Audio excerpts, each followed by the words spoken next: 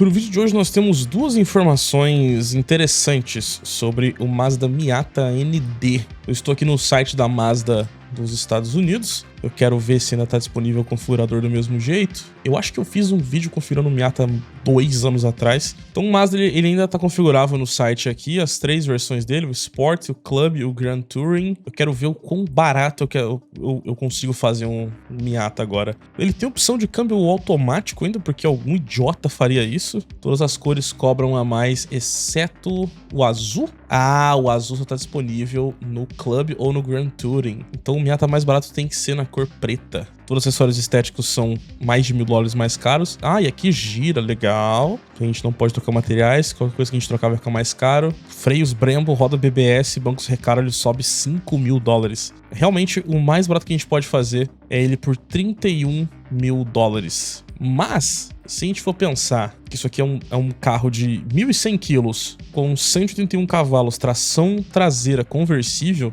eu sei que é difícil pensar isso dado o contexto brasileiro, mas não é um carro caro. É um tipo de esportivo que não vai atender você que quer ultra potência, mas vai atender muito bem quem quer dirigir pelo prazer de dirigir, independente da velocidade final ou não, sabe? Então é legal que isso aqui ainda exista. A gente tem que valorizar a Mazda por ainda assim se importar em fazer isso, mesmo que não seja a coisa mais lucrativa do mundo se fazer. Tanto que todos os outros produtos da Mazda são basicamente crossovers. Eles têm acho que um hatchback e um sedã, depois 5 ou 6 crossovers e é basicamente isso. Então se você é um gearhead hoje nos Estados Unidos, você deveria entrar num financiamento para comprar um Miata ND. Essa é a minha opinião, é o que eu faria sinceramente. E aí a gente tem que pensar sobre o futuro do Miata, e nessa questão tem duas informações interessantes, uma ruim e uma boa. Vamos primeiro pela boa.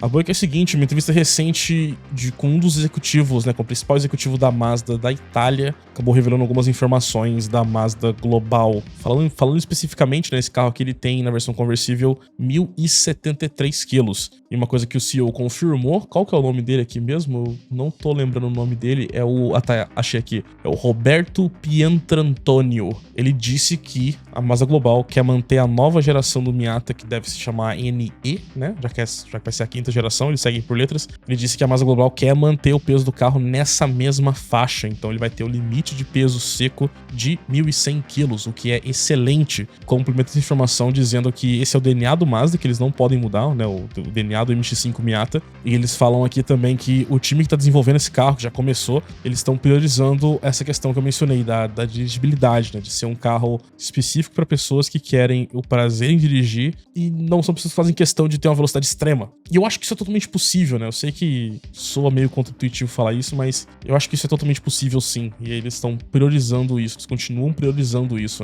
Ele menciona aqui o que eles chamam de estratégia do grama. Não da grama, mas do grama, de questão de peso. Ele falou que o carro vai ter que atender às normas de segurança, de crash test e tudo mais, de zonas de deformidade programada, mas que todo o restante que não envolve segurança, eles vão raspando, digamos assim, raspando gramas de peso. Tudo que der pra cortar peso num parafuso, você deixa ele um milímetro menor, você poupa 2 gramas, por exemplo, tudo que for possível arrancar, eles vão tirar, e aí na somatória eles vão continuar mirando nos 1.100 quilos, o que não é um trabalho fácil, exige uma engenharia muito bem feita para chegar a esse ponto, e é o que eles estão comprometidos a fazer. Por isso que não tem imagens de um possível novo Miata ainda, porque até finalizar essa parte de engenharia primeiro vai levar muito mais tempo do que só desenhar o carro. O Miata ND já está à venda há 10 anos dessa geração, e carros esportivos não têm uma necessidade tão extrema de gerações novas constantemente como argumento de venda. Então esse executivo fala que eles não têm pressa para finalizar esse novo Miata, porque o Miata é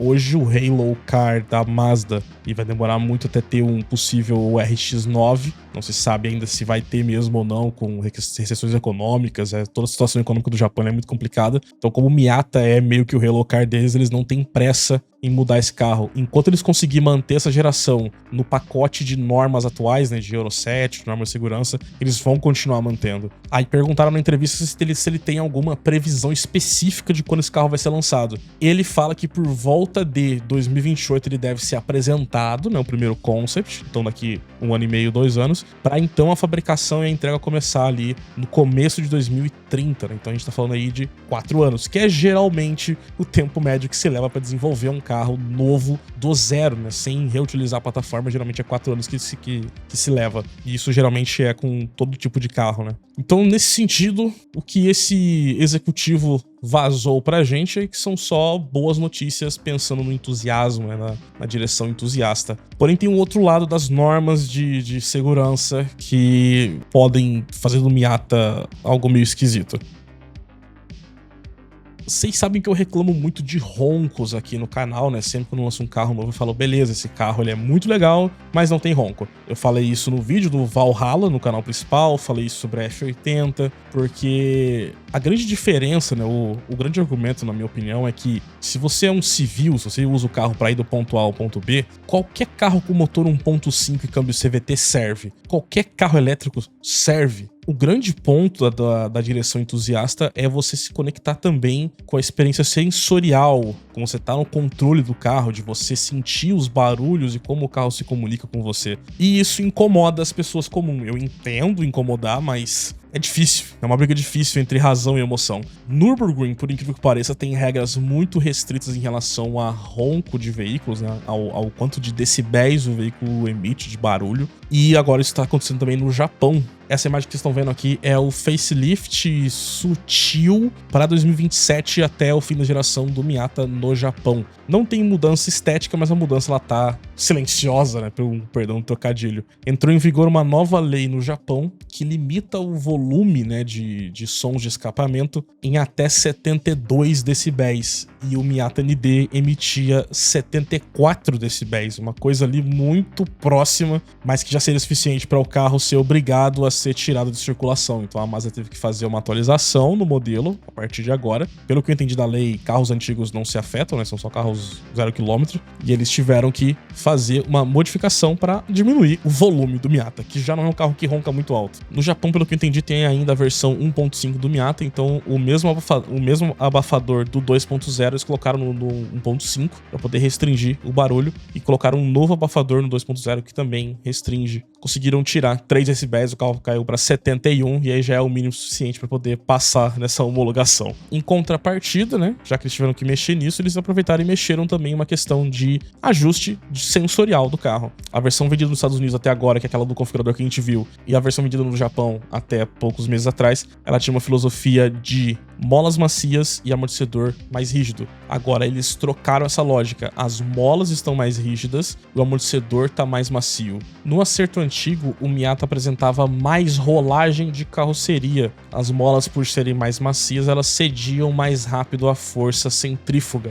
E aí os amortecedores mais rígidos controlavam essa rolagem para deixar o carro mais na mão. Era uma tocada descrita como mais orgânica e mais nostálgica. Nessa nova abordagem, para manter essa tocada mais orgânica, as molas que são duras quando há essa rolagem de carroceria, e quando não há rolagem de carroceria, os amortecedores estão mais macios, então o carro fica mais agradável de rodar em baixa velocidade, mesmo que as molas compensem isso depois, uma tocagem mais agressiva. Uma tocada mais agressiva, eu falei tocagem, né? Acho que não existe esse termo. A expectativa é que com essa configuração o carro fique melhor e até mais purista na pista. Suspensão é uma coisa que eu tenho uma certa dificuldade de compreender como fazer acerto, então eu não consigo imaginar a diferença dessas duas abordagens. Eu posso fazer um teste disso depois de um jogo, né, pra ver como que o jogo simula isso, né, pegar um acerto Corsa da vida, por exemplo. Quem sabe isso desbloqueie melhor na minha mente, mas você conhece de acerto de suspensão, comenta aí o que você acha dessa mudança. A Mazda diz que essa mudança melhora a tocada, deixa mais